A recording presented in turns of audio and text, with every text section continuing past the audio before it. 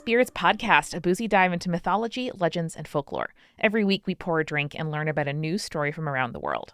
I'm Amanda. And I'm Julia. And this, I'm told, is something to do with dragons? It is. Amanda, at the time of release, we should be about halfway through the first season of The House of the Dragon on HBO. Which I have been watching and loving the hell out of. I am reserving judgment to see how the season ends, but yes, I am also very much enjoying it. You know, it reminds me of a younger me, a simpler time, an easier time here in America, where all we really talked about at work was not the various impending dooms, but what happened on Game of Thrones last night. And, you know, I'm here for a cultural moment. It's exciting to have something to unify us, and you know, I didn't think I'd care about these medieval motherfuckers, but I care about them. And most of all, I care about their dragons, where the technology of like who has dragons, what that means, and how it is used in the project of nation building is incredibly interesting to my fantasy, not just a fantasy nerd mind, but like a fantasy infrastructure nerd mind. Like that is what I'm here for. I love that. I can't wait to talk more about this. It's going to be great. So I was looking at our old episodes because I was like, well, I'm thinking a lot about dragons because I'm watching House of the Dragon. And I went back in our archives, and the last time we covered dragons on the show was when Game of Thrones ended. It can't be true. That was, what, 5 years ago? I don't know if it was 5 years ago. I think it must have been like 2018 or something. It was early. It was like in the hundreds, you know? It was episode like 180 something. Julia, that was 4 years ago and something, yeah. Yeah, I know. Wild. So what I wanted to do was kind of revisit dragons, but we did cover a lot of dragons in that episode. So I decided, Amanda, instead, we are going to decide the best dragon. Oh, another bracket? It's another bracket, baby.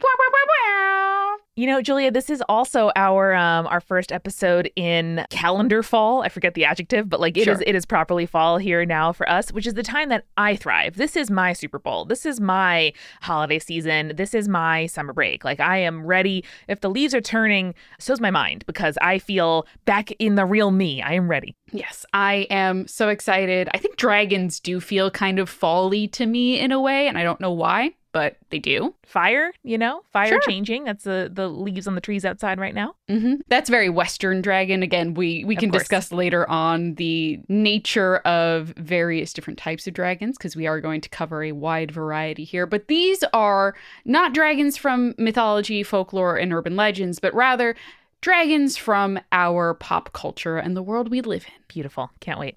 So we have 16 different dragons here that we are going to decide which is the best of. Amanda, do you want to talk very quickly about how we're going to determine who is best dragon? Well, I think something that worked well, as off-track and unhinged as our vampire bracket got with the great folks behind Queer Movie Podcast, I liked that we focused on like what lives in my mind. If I had a kid draw a dragon, or if I sort of built like a Pinterest board about dragons, like what dragon gets at the heart of dragonness?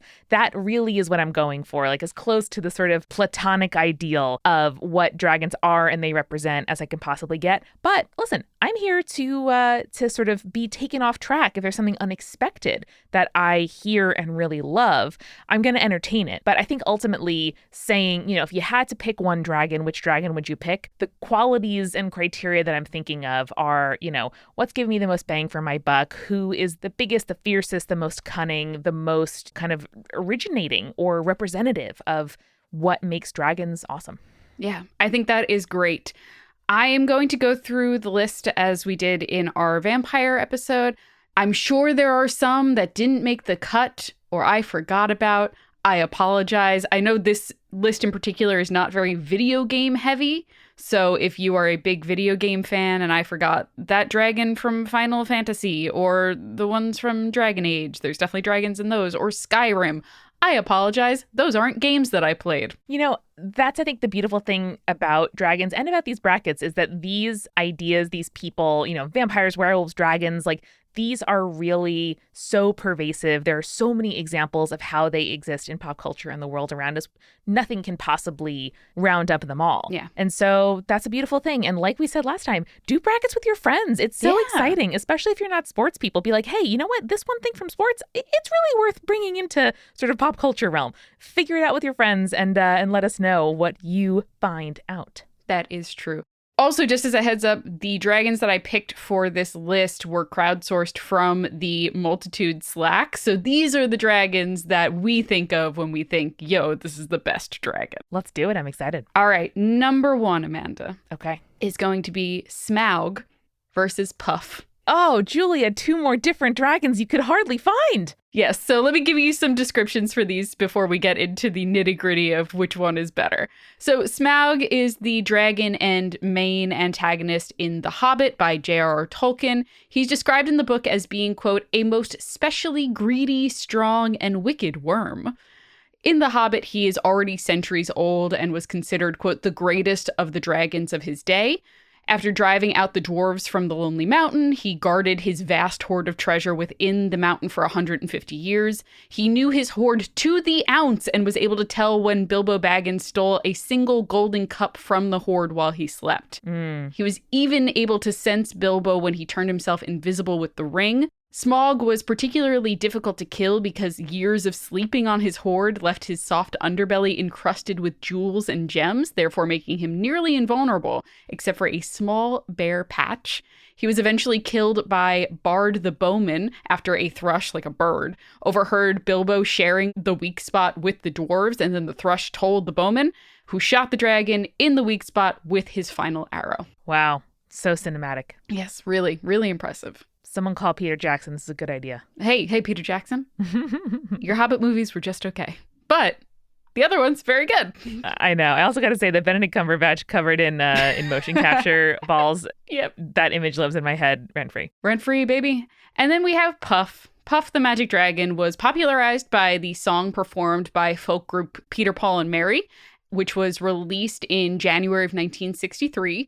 The song itself is based on a 1959 poem by Leonard Lipton, who was a 19-year-old Cornell University student at the time. What? Yeah, wild, right? The song and the poem tell the story of an ageless dragon named Puff and his playmate, who is a little boy who enjoys imaginary adventures with Puff until he grows up and moves on, which leaves Puff heartbroken. Oh no. And most people probably recall the opening lines to the song, which is Puff the Magic Dragon lived by the sea and frolicked through the autumn mist in a land called Honolulu. Maybe that's where the autumn association comes from for us. Maybe. I forgot that it says autumn mist until I specifically looked it up, but maybe it was just like, in the back of my brain, Amanda, yo. Mm-hmm. All right, Amanda, Puff or Smog? For me, no contest. For me, Smog, for sure. Yes. And not just because Puff the Magic Dragon, like most sentimental children's songs, makes me cry as a full-grown adult. Yep. Don't love that. But also because it feels like, and this maybe gets at the heart of what I think is valuable in a bracket like this, but Puff is like a product of the archetype of dragons and not an originator of it. And I think a lot of the dragon stuff that we have consumed in the 20th and 21st century does in some way come from Smog, which is a real kind of like, for better and worse, like Tolkien really defined what high fantasy is and who does and doesn't belong there, which we're seeing beautifully spoken about by people on the internet right now as the Lord of the Rings show comes out. But that's what I think is going to be proceeding into the next round for me. Yeah, I think absolutely it's Smog. When I think dragon, I think Smog. And like you said, it's because Tolkien had such an impact on what we consider high fantasy now that it's hard to separate like the fantasy dragon from the character of Smog. Mm-hmm. All right, Amanda, we're going to move on next to one that I think that you will have a either fun time with or a hard time with. And this is Spyro versus the dragons from Dragon Tales. Oh no, my best friend Spyro, the video game I play most often. That is true. I did know that about you. I was like, well, we have to include Spyro. That's got to be on there. Oh, man. I've argued for Spyro on Head Heart Gut, so let's remind the audience who's not obsessed with this 90s PlayStation character who Spyro is. Right. So Spyro is the protagonist of the Spyro video game series. He is a energetic young purple dragon. He is usually accompanied by a dragonfly named Sparks, who also acts as a health representation in the games. He is featured in 13 different video games, not including the Spyro Reignited trilogy that came out in 2018, because I think those are just remakes of the original 3 games. Fun fact, Amanda, he was originally named Pete and was green, but was renamed as to not be confused with Disney's Pete's Dragon, and was changed to purple so that he wouldn't blend in with grassy areas of the map. Did you know that? I did know that only Whoa. because of my Head Heart Gut research. And I thought that was incredibly funny because a dragon named Pete and just a video game series headlined by someone named Pete, I think would be less marketable. Hilarious, truly. Also a great plug. Go listen to Head Heart Gut. It's really great. Multicrew.club. Go check it out. Yeah. We have a whole public feed, so if you search for Head Heart Gut in your podcast player, you can even listen to some sample eps. Yeah. So in the games, Spyro fights his enemies by charging them with his horns or breathing fire, has the ability to glide, but requires power-ups to fly freely. He's described as brash and eager for adventure when he is first introduced, but later iterations have him more mature and laid back, even though he's still unafraid to trash talk his enemies. Yeah, he's really the fan of the quippy one-liner in the cutscene. It's very exciting. He loves a quippy one-liner. That was really just the vibe of late 90s, early 2000 games as a whole. Yeah, and they just say like, thanks, loser, as your like gem count buffers in the corner of the screen. Incredible. Truly great. And so they are up against the dragons from Dragon Tales. So Dragon Tales was a educational children's series that was broadcast on PBS, premiering in 1999 and ended in 2005. The series follows Emmy and Max, who are 2 human siblings who are able to travel to Dragonland, which is a magical land inhabited by, you guessed it, dragons. They befriend 4 friendly dragons, the strong but cowardly Ord, the shy but sweet Cassie, and the twins Zack and Wheezy. Poor Wheezy, man. He got the worst name out of that group, huh? Each of the dragons have their own like badges that are kind of like necklaces that they wear around their necks, which glow when they overcome the thing that they find most difficult to do. So for example, when Ord is brave, when Cassie overcomes her anxiety, big mood Cassie, when the twins overcome their differences and work together, that's like when their badges glow. And the show also uses a lot of music to teach lessons and is also focused strongly on encouraging children to have honest and candid expressions of emotion. Not bad. No, not bad.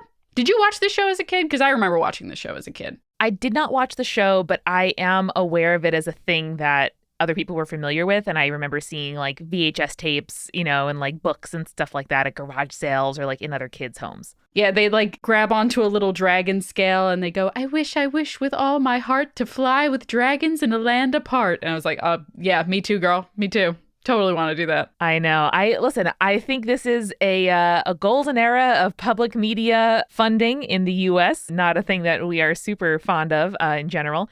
And the show is great and teaches great lessons. And these dragons have a lot more variety of personality than Spyro, who, while I love him, and while I suggest that everybody with a Nintendo Switch buy the Spyro Remastered trilogy, just classic platformer, it's really fun, I gotta go with Dragon Tales here because they teach useful lessons. There's a variety of personality types, and we love a signature rhyme, though I think Sparks is the cutest like sidekick of any video game. I'm very surprised, Amanda. I didn't think you would go with Dragon Tales over Spyro. Oh my goodness. I'm putting my my love of the draft and my desire to get to what's right over my BFF Spyro the Dragon here. Rip. You could also play him on PlayStation, which I also did during the pandemic. So shout out to both of us replaying the Spyro games. Also, one of the levels is so broken that I can't 100% the game and it bothers the crap out of me. Is it the one with the trees and the ramps? Yeah, the skateboards. I can't do those skateboard levels. I'm not good. I'm not coordinated like that. I know. They're tough. So broken.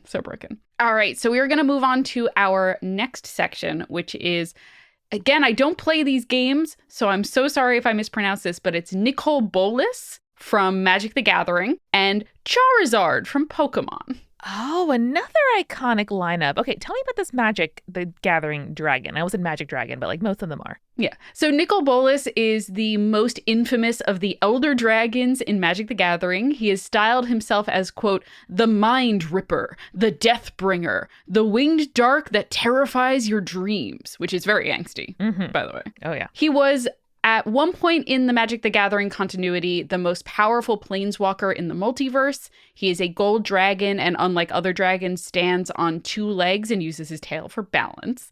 He is fire-breathing and is considered, along with his twin, one of the oldest beings alive. Oh, he's a twin? Why is the twin not as notable? The twin is just not as notable. I don't play Magic the Gathering. I believe his twin helped, like, destroy him because he was, like, being a dick, I think.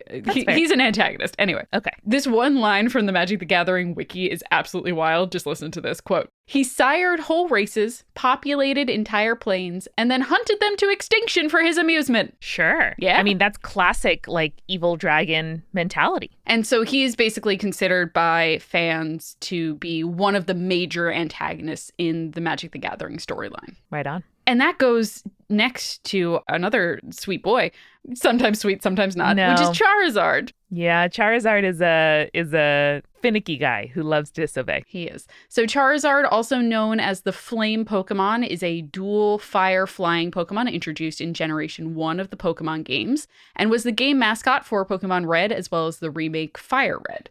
It is the final form of Charmander, evolving from Charmeleon at level 36. Charizard is based on European dragons, which are heavily associated with fire, and I just loved this one Pokedex entry from Omega Ruby and Alpha Sapphire, which is, quote, Charizard flies around the sky in search of powerful opponents. It breathes fire of such great heat that it melts anything. However, it never turns its fiery breath on any opponent weaker than itself. Yeah, that's kind of sweet, right? It is. It is also the first Pokemon to appear in the Japanese version of the Pokemon anime, because in the Japanese version of the anime, it is the first Pokemon on screen in the first episode. And you're like, cool. But in the opening in all other countries, the shadow of Mewtwo is first, and then Charizard comes in. Fascinating. So, Nicol Bolas or Charizard? So, Nicol sounds like the prototypical evil dragon, right? Yes. The dragon that is at the end of the quest, at the back of the cave, standing between you and final victory, ultimate boss kind of situation. And I think that really merits real consideration. It makes total sense that a dragon is the primeval, primordial, generator and also destroyer of whole peoples. That checks out with the myth of dragons in my mind, and thinking about House of the Dragon too. Dragons are a really big deal. Seeing one means you should be really afraid, and they are very powerful, and access to them, who has them, etc., really matters, like I was saying earlier. But Charizard, Julia, has such a place in my heart. Charizard as a powerful and willful creature, where more than perhaps, at least from my memory, Charizard maybe is the one who misbehaves the most. Is that true in the anime? And certainly in the game, if it levels up too much, it'll disobey you. Right. So the anime does reflect that in the way that basically Charizard leveled up too quickly and now doesn't listen to Ash during battle. Right. And that is a mechanic that is in the Pokemon games as well, which is if you level up one of your Pokemon too quickly, and then you don't have the badge, or you haven't gone far enough in the game, they just won't listen to you. So you can't use them. But yeah, Charizard always came across to me as sort of a teen who is in a fight with their parent. Yeah, and I think that goes a long way toward even in a universe where the whole concept is that human beings have a working, if not sort of dominant relationship over Pokemon. Yeah. The Pokemon that they choose to kind of snap back at you and maybe singe your eyebrows with its breath if it doesn't like how you're acting is Charizard and is a dragon. And it's not lost on me too that both in the game and in reality, or in myth is reality. That's the whole thing of the show. Yeah. The fact that dragons are powerful, and in the case of the template of Charizard, breathe fire, and also fly, is the thing. That is why they are terrifying. That is why they are unstoppable and so powerful. And so the fact that you go from a pure fire Pokemon to fire flying is really useful in game, and also just like strikes me as such a good encapsulation of why dragons are terrifying. They're not just a quick, beast on land. They can motherfucking fly, and that is a huge deal. So I think Charizard's going to take the day for me. I have to bring up a quick point, and you can refute it or you can acknowledge and we can move on. Does Charizard lose points towards being best dragon by not being a dragon-type Pokemon? I don't think so. Okay. Listen, I think that's legitimate, but sometimes you have to have like primary example from which all others flow, and the first thing isn't categorized as it should be. Maybe that'll factor into my later considerations in the bracket, but listen, Magic fans, I look forward to learning more about Nicole, but it's not a character I am very familiar with right now, and I'm a child of the 90s. I gotta go with Charizard here. Apologies specifically to Misha, who is my DM in a Magic the Gathering Planeswalker D&D campaign. I'm sure this is a very cool character, but we haven't run into him yet, so I'm like, ugh. This is my bracket. Yours might be different. That's the beauty of this, y'all. That's true. That's the beauty of it. All right, Amanda, we're going to get to the other side of our bracket in just a second, but first, let's grab a refill. Let's do it. Hey, it's Julia. And welcome to the refill. I have been absolutely vibing so hard with these new kind of March Madness bracket style episodes. So if you like these, please let me know and I will maybe do some more in the future. I think they're a lot of fun. If you have a suggestion of a topic that you would like us to cover, please, please, please let me know. And I feel like I have to give little special priority to our newest patrons and what they've been thinking. Thank you so much, Sam by Day, Evelyn, Mob, and Ren for joining us on Patreon. They join our esteemed supporting producer level patrons Alicia, Ann, Brittany, Daisy, Fruity Chick, Hannah, Iron Havoc, Jack Marie, Jane, Jessica Stewart, Nieselkins, Lily, Megan Moon, Nathan, Phil Fresh, Rico Like, Captain Jonathan, Malachi Cosmos, Sarah, Scott, and Zazie, and of course, our legend level patrons Ariana, Audra, Bex, Chibi Yokai, Sakuda Makalata, Clara, Ginger Spursboy, Morgan, Sarah, Schmitty, and Bia Miapscotty. And you too can join us on Patreon, where we have some new exciting rewards, including Amanda and I recently posted our new advice column section, and we're going to be doing that every month. So if you just want to hear Amanda and I, go back and forth, give a little bit of advice, not advice from the gods, but just advice from us as human beings, you can go to patreon.com/spirits and check out all the cool rewards over there. We are just heading into October, and I love starting out October with some horror books. So I'm going to recommend one for you today that I'm in the middle of, which is Just Like Home by Sarah Gailey. I love Sarah Gailey and all the stuff that they write, but this book is so creepy. I love a kind of haunted house. The house has become infected kind of book, and this has so much of that energy. I am sure if you like spooky things as much as I like spooky things, you're gonna like that. But maybe you're not like super into spooky things right now, and that's okay. No judgment from me. But you do love folklore and stuff. Obviously, you're listening to spirits. But have you listened to Exolore? Have you ever wondered what life would be like on a planet different from our own, or how writers create your favorite fictional worlds? Well, wonder no more, because we have the facts for you. Every other week, astrophysicist and folklorist Dr. Moiya McTier of our Advice from Folklore episodes explores fictional worlds by building them with a panel of expert guests, interviewing professional world builders, or reviewing the merits of worlds that have already been built. You'll learn, you'll laugh, you'll gain an appreciation for how special our planet really is, because it is really special, guys. Subscribe today by searching Exolore in your podcast app or going to exolorepod.com. And now a word from our sponsor, BetterHelp. Sometimes I can get really stuck on focusing on my problems instead of trying to find solutions. I will kind of fall into a problem spiral where it's like, well, there's no way out of this. I can only think about the worst possible outcomes for the problem that I'm facing, rather than trying to figure out like, hey, how do I solve this problem? And it can be really tough to get your brain to stay in problem solving mode when you're faced with a challenge. I would recommend talking to a therapist because a therapist can help you become a better problem solver, make it easier for you to accomplish your goals no matter how big or how small. And I do my therapy through BetterHelp. Like I've said on the podcast many, many times, I have worst case scenario brain, and my therapist has really helped me kind of get out of those spirals and those funks with new ways of solving problems and getting my mind into a mindset where I can do that. And if you're thinking about giving therapy a try, one,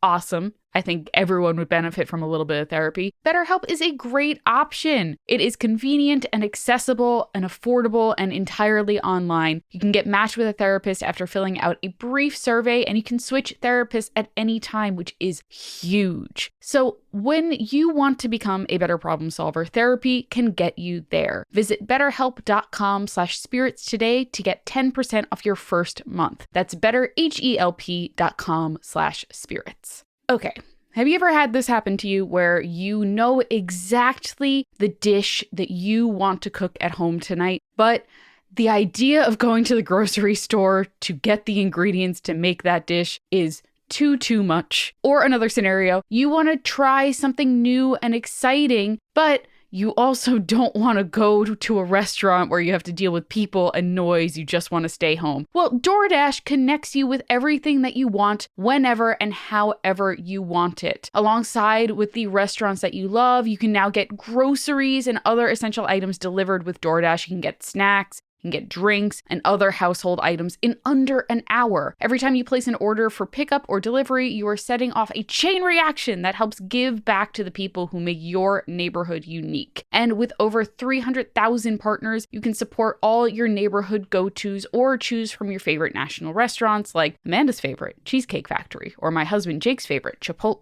With DoorDash, you're not just getting the things you love, but you're also supporting the community that you love too. From the stores and restaurants to the Dashers driving around, each purchase provides a new opportunity for everyone involved. With DoorDash, there is a neighborhood of good in every order. And for a limited time, our listeners can get 25% off their first order of $15 or more when you download the DoorDash app and enter the code SPIRITS. That's 25% off up to a $10 value off your first order when you download the DoorDash app in the App Store and enter the code SPIRITS. Don't forget, that's code SPIRITS for 25% off your first order with DoorDash. Subject to change. Terms apply. Now, I was a 90s kid, so a rite of passage for me was going to the mall to get your ears pierced, right? I feel like a lot of people experience that. But if you look around today, it may seem like a tattoo parlor is really your only option to level up your ear game. And if that's not your thing, you want kind of like a grown-up alternative to the traditional piercing shop. So check out Studs. Studs is reimagining the piercing experience for each and every ear. Do you want to refresh your look with a new piercing, or do you need a pro styling tip or advice? You can shop online or stop in at Studs in LA, New York City, Austin, Nashville, Miami, Boston, or Seattle, and there's more stores coming. If you want to get a new or even first-time piercing, but you're feeling a little bit scared, fear not. Studs only pierces with single-use needles, never guns, and it's way safer and better, especially for advanced piercings.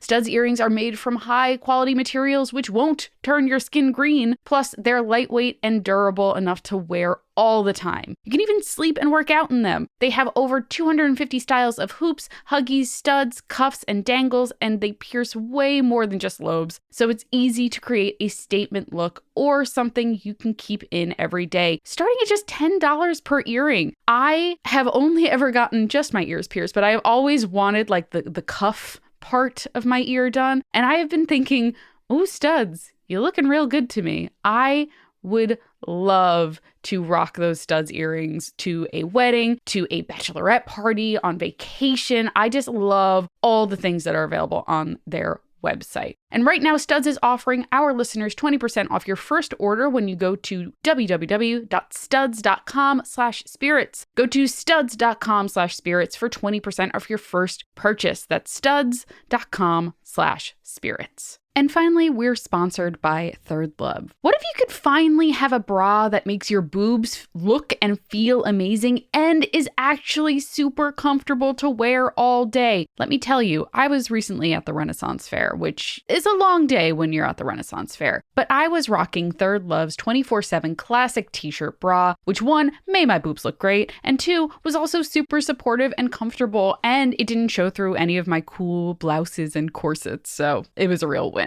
The 24/7 classic t-shirt bra is a amazing everyday go-to bra. It forms to your body so your boobs always look their best. The no-slip straps stay in place all day. It is supportive and comfortable, and it comes in over 60 sizes and half cups for your perfect fit. It is also invisible under clothes, so it works with every outfit. And Third Love's perfect fit promise makes sure that you will never get stuck with a bad bra again. Returns and exchanges are free for 60 days, and their team of expert fit stylists are available to answer any and all questions you have about sizing and also your boobs. And Third Love is the largest donor of undergarments in the US, partnering with organizations across the United States. Third Love has donated over $40 million worth of bras to help people in need. So ditch your bad bras right now. Get a better one that makes you look and feel great. Upgrade your bra today and get 20% off your first order today at thirdlove.com/spirits. That's 20% off your first order today at thirdlove.com/spirits.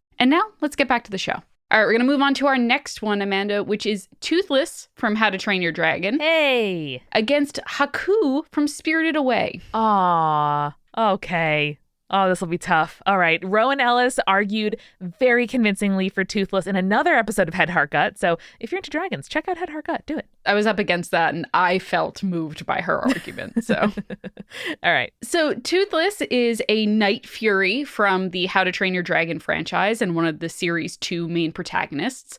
I'm going to read you just the official How to Train Your Dragon website description for Toothless because it's very, it covers all the bases, right? Quote, once thought as the unholy offspring of lightning and death itself, Toothless has proven to be more of a giant winged pussycat than the stuff of nightmares. Playful, inquisitive, and intelligent, Toothless is more Hiccup's best friend than his pet. He is protective of his Viking soulmate and will stop at nothing to guard him from all harm. As the last known specimen of the Night Fury species, Toothless is indisputably special. He commands respect from dragons and humans alike. All right. I mean, what more can you say? Yeah.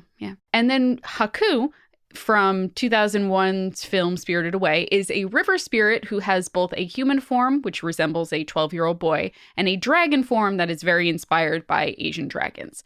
He is able to fly both in dragon and human form and has extensive knowledge of magic and the spirit world. His name Haku means white, which is a reference to the color of his dragon form and the clothing that he wears in human form.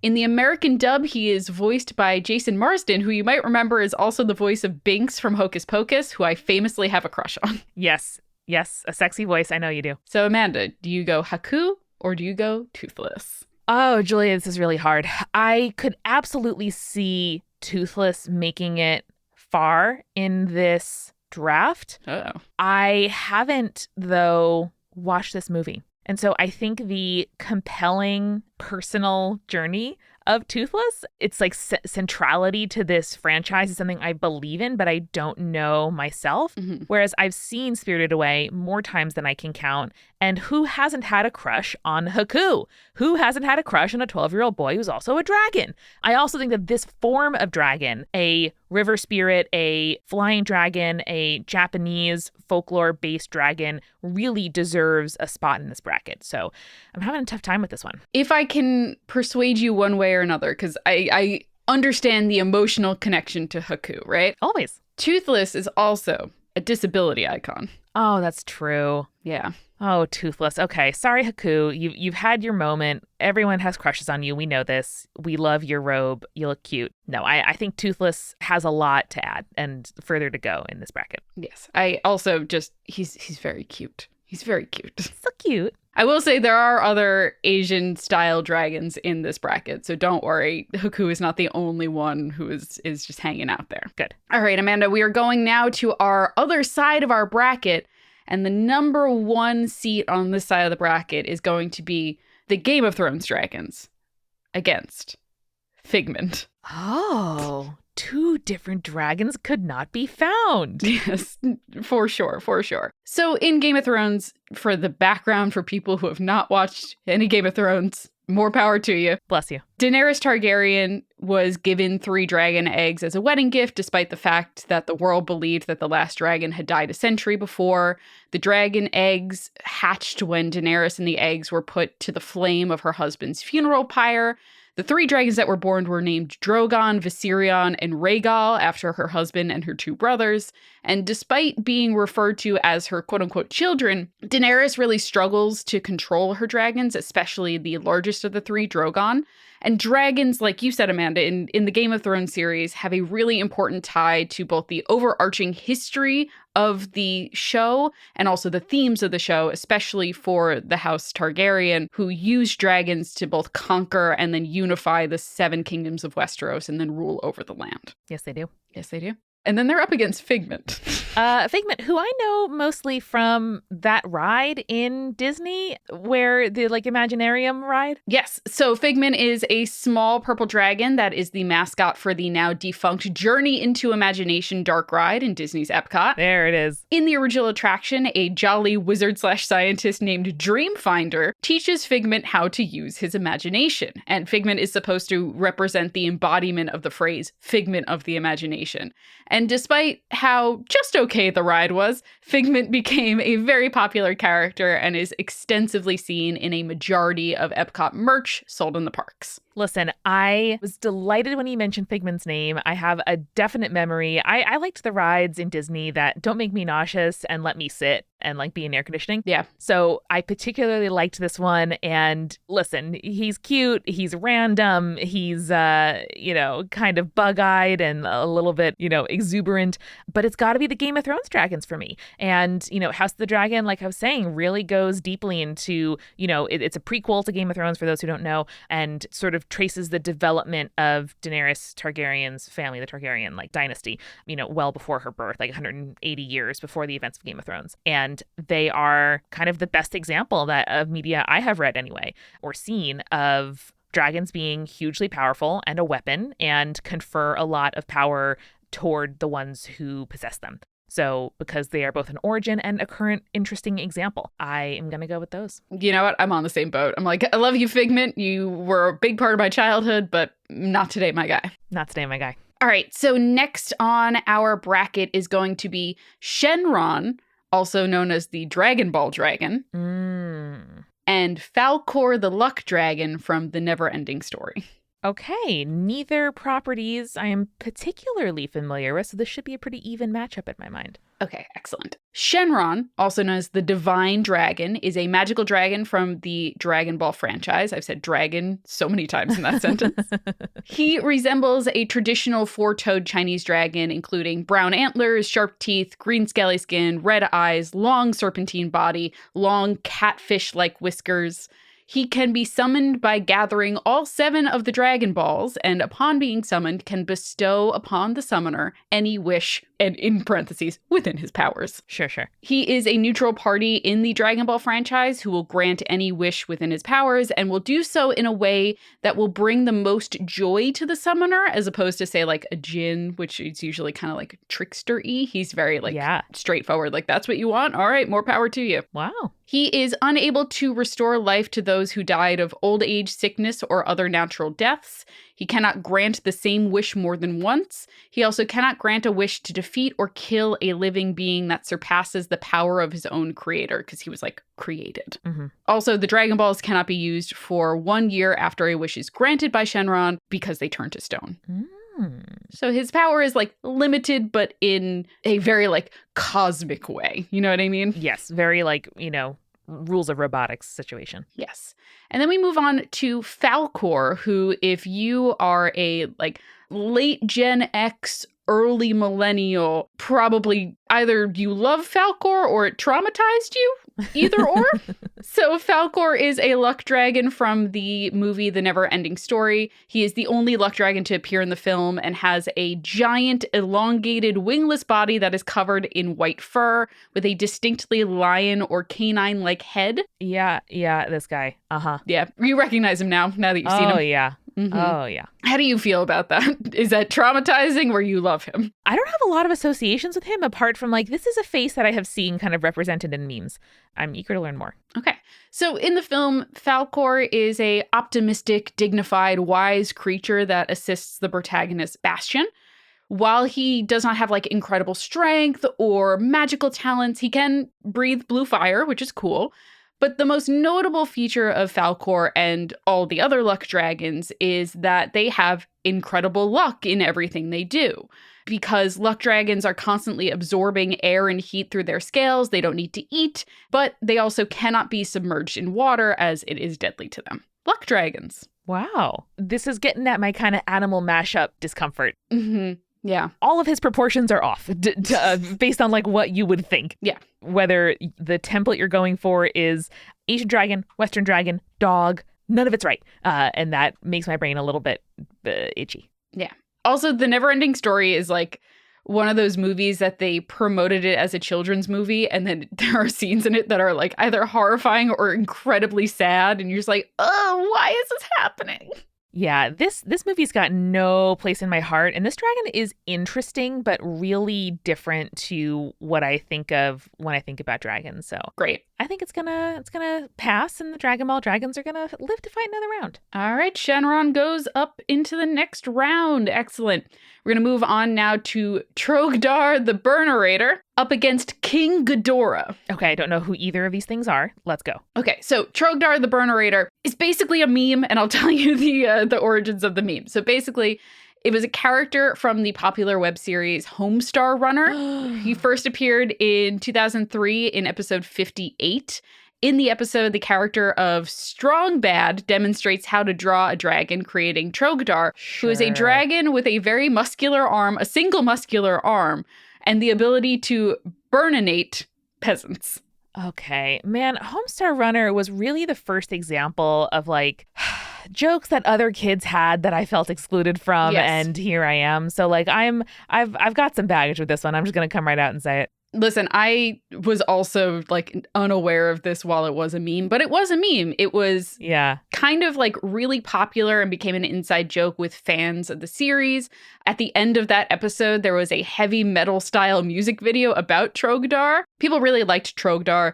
They photoshopped him into a lot of images. It became a meme to the point where it was also included in the game Guitar Hero 2. Wow. Basically, the creators of Homestar Runner saw how popular the character was and even went on to create 2 Trogdar-themed games, including a board game. Really? Yeah. I mean, man, they were early monetization queens. They really were. Yeah, so it was a really big internet thing. Yeah. All right. Worthy consideration. I like it. Yes. Trogdar is up against King Ghidorah, which King Ghidorah is a 3-headed kaiju that first appeared in the 1964 Japanese film Ghidorah the Three-Headed Monster. Great. He is typically portrayed as an armless bipedal golden-scaled dragon with 3 heads, 2 fan-shaped wings, and 2 tails. In some iterations, he is either a planet-destroying dragon from another world or dimension, a genetically engineered monster from the future, or the guardian of ancient Japan. Through the various appearances in other kaiju films, he has become the arch enemy of Godzilla and a common foe of Mothra, though not exclusively. Sometimes they team up. You never know. The director and creator, Ishiro Honda, said that Ghidorah is a modern take on the Japanese dragon Yamada no Orochi. I think this has got to win. I am not giving the win over a kaiju to a Homestar Runner video. More power to you, Amanda. I will accept my fate, as folks have thoughts on that. But a meme approve its appearance and inclusion in this draft, but it is not going to be the one for me. Ghidorah seems extremely cool, and I like the idea. Unlike kind of high fantasy, this is a sci-fi take on a dragon, and it having kind of kaiju origins makes a ton of sense because it is a huge, powerful monster, and why shouldn't it be included in this draft? It sure is. It sure is. I keep saying draft. Bracket. I like the draft too. That's fun.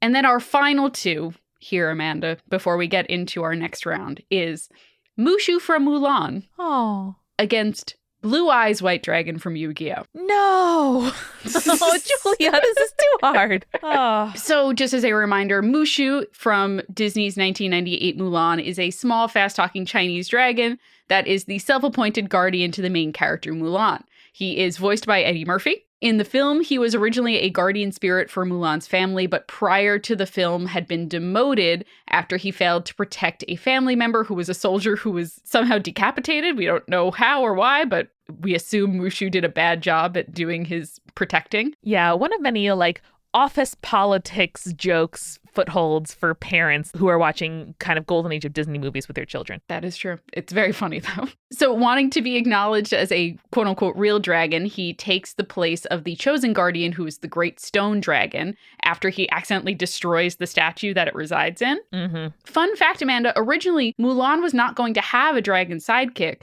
but the project that was being developed concurrently with Mulan was a Scottish folktale project that was eventually canceled, and the developed dragon sidekick character was transferred to Mulan. Really? I thought you were going to say two people smacked into each other in the hallway and their laminates flew up in the air and then it landed side by side and they're like, wait. Well, it was also really interesting because the character was much different until they cast Eddie Murphy and they're like, all right, we got to change things. I mean, a real judicious use of mid-90s Eddie Murphy at the sort of, arguably peak of his fame. A solid choice. Yeah. Truly. And then Blue Eyes White Dragon. I think this is the first thing that multiple people said in the Multitude Slack. Mandy, you know Yu-Gi-Oh! Better than me. Do you want to describe Blue Eyes White Dragon? I'm curious how you would describe it, because Blue Eyes White Dragon, among card slingers, we call ourselves, no, we don't. I played Yu-Gi-Oh! Competitively when I was a child, and Blue Eyes White Dragon is the most powerful card. You'd roll your eyes when somebody pulls it out, because it's like, oh, great. Not a lot of ways to kind of counter this, at least to my, 8-year-old mind. It is perhaps the character with the most name recognition from Yu-Gi-Oh! Except for Yu-Gi-Oh! Himself. Yeah, that is true. I think that is the case. So the way that the Yu-Gi-Oh! Wiki describes it is that Blue Eyes White Dragon is both a monster spirit and a dual monsters card from Yu-Gi-Oh! Like I said, I haven't watched or read anything about Yu-Gi-Oh! In a while, so I kind of forgot that Blue Eyes White Dragon, the spirit of Blue Eyes White Dragon, inhabited the body of a young girl named Kasara at some point. Oh yeah, Blue Eyes White Dragon's out in the world. Yeah. One, the show handles some weird stuff where it's all these characters have past lives in ancient Egypt, and you're like, okay, I guess. Mm-hmm. So on the show, only 4 Blue Eyes White Dragon cards were made, and so the duelist Seto Kaiba became obsessed with them and attempted to get all 4 for his own deck. When he found the 4th and final one, he won a duel to win it and then ripped it in half so that he could be the only user of the card in the world. Real kind of capitalist conqueror behavior. Yes. And also, the showrunner has said that the reason that Kaiba is so obsessed with the card might have had something to do with the fact that in his past life in ancient Egypt, he attempted to save the life of Kasara, the young girl who the spirit of the Blue Eyes White Dragon was inside of. Yeah, if you're feeling really detached from reality, I can't recommend this, but otherwise, if you need to just kind of think about another world, watch 5 minutes of the Yu-Gi-Oh! Anime and pause and just say to yourself, wait, what now? And it's a good time. Yu-Gi-Oh! Is my favorite example of how in a lot of children's media, they'll be like, well, you can't kill people. That's too serious for children. You can't just murder people on television. So they're like, all right, so what we're going to do instead is we're going to send them to a fucking alternate darkness dimension where they'll be trapped forever. Mm-hmm. And I'm like, you see how that's worse, right? You see how that's worse. Yeah, it's pretty amazing. And I do just want to point out, Julia, I pulled up the fandom wiki for Yu-Gi-Oh! And the biography of the character Blue Eyes White Dragon is split up into 2 sections. 1.1, Ancient Egypt, and 1.2, 1990s. Hey, Amanda, same. It's the same wiki that I looked at, and Incredible. It's hilarious. Incredible. So, Amanda, is it going to be Mushu or is it going to be Blue Eyes White Dragon? Oh, man. All right. I mean, Blue Eyes White Dragon is... Oh, this is hard. This is hard. Okay. Mushu is iconic, but not a good dragon. And so I think if we're trying to get at what's the heart of a dragon here, what is the best representative of a dragon? Blue Eyes White Dragon is incredibly powerful, old, storied, and has a backstory, which I think the kind of best dragons do. It's not just like, oh, a dragon is flying in the sky, or, oh, I encountered a dragon in the forest. It has to have importance and weight. And Mushu is a working man's dragon, and I look forward to rewatching Mulan again soon. So I think Mushu will stay here in the first round, but love him, love that cricket, love that horse. The animals in Mulan are great. We'll revisit you again soon, good friend. Excellent. All right. So that takes us into our next round. Just as a reminder, here are the competitors for this round. It is Smog from The Hobbit, Dragon Tales, the TV series, Charizard from Pokemon, Toothless from How to Train Your Dragon, the Game of Thrones dragons from Game of Thrones, Shenron from Dragon Ball, King Ghidorah from Kaiju movies, and Blue Eyes White Dragon from Yu-Gi-Oh! Feels right, Julia. Feels right. All right, so let's go up to our first pairing there, and that is going to be Smog against Dragon Tales. No question, it's Smog, of course. Oh, yeah. All right. Rip to Dragon Tales. You taught us some good lessons as children. We appreciate you for that. Thank you. But you're not going into the next round. No. All right, next up then is going to be Charizard against Toothless. Oh, gosh. I feel like nostalgia is going to win out here, but I could be wrong. See, Julia, now I'm thinking about how Charizard is not a dragon Pokemon. There we go. I think that is significant. I have lots of 90s nostalgia still to come in the bracket. And I think that if I were more familiar with How to Train Your Dragon, listen, it's a whole dragon-based universe. I think something from that franchise deserves to make it through. And sweet, moody Charizard can live in my heart and in my Switch, as he always does. All right. So Toothless moving on to the next round. Fascinating. All right. I'm glad I get so surprised you after all these years, Julia. I love when you surprise me. Aww. That's the best part of our friendship. All right. Next up, we have the Game of Thrones dragons against Shenron from Dragon Ball. Shenron confuses me. Game of Thrones dragons are pretty iconic and current in the zeitgeist. So I think they're gonna go for it. You know what, Amanda? The whole Dragon Ball franchise confuses me. And I've watched like 300 episodes of that series. Yeah. It's still very confusing. Yeah, I was more into Yu-Gi-Oh! You were more into Dragon Ball, and yeah, here we are. Yeah. All right, and then finally for this round, we have King Ghidorah versus Blue Eyes White Dragon.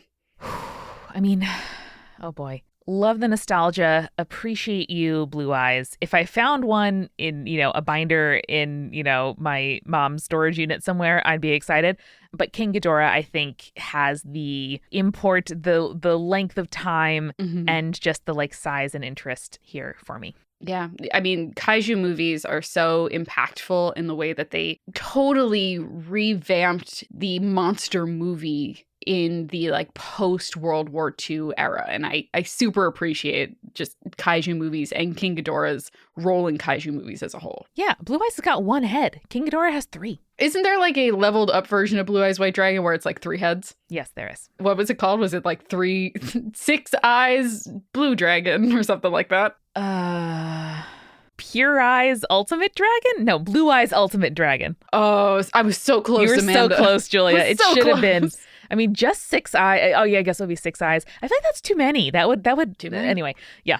That's what King Ghidorah has, though. He has 6 eyes. Naturally, in his given state. He doesn't have to level up like Blue Eyes does. Yeah, don't you level him up. He's ready to go. All right, Amanda, that leaves Smog versus Toothless in our semi-final round. Listen, this one's tough. I think it's going to be Smog because a dragon that can talk to you is scarier than ones who can't. Sure. And I expect we'll get down to Smog and the Game of Thrones dragons against each other at a certain point here.